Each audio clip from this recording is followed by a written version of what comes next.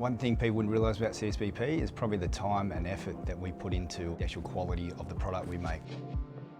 I assume a lot of people just think that just blend some raw materials, throw it out in the shed, but we spend a great deal of time making sure it's the best we can possibly make. I like the environment where we work, and I like to know that we're making a difference for the farmers. We pride ourselves on quality and service as well, so it's just good to be a part of that whole team. This is where the magic happens, where operators will press the buttons and control the feeds and things through the plant to ensure that we're making a quality product. What we do here is we take those raw materials in a powdered form, so we can combine them all so each granule has the same nutrient profile, and when that's going out in the field we can ensure that it's evenly spread. The feedback we get from a product like MacroPro Max is generally very positive. It's our highest quality product and handles very well for the customer. We take a lot of pride in what we make.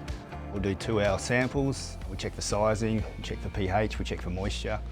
We're regularly checking the stockpile to make sure it's all looking good. We definitely take pride in what we make here for sure.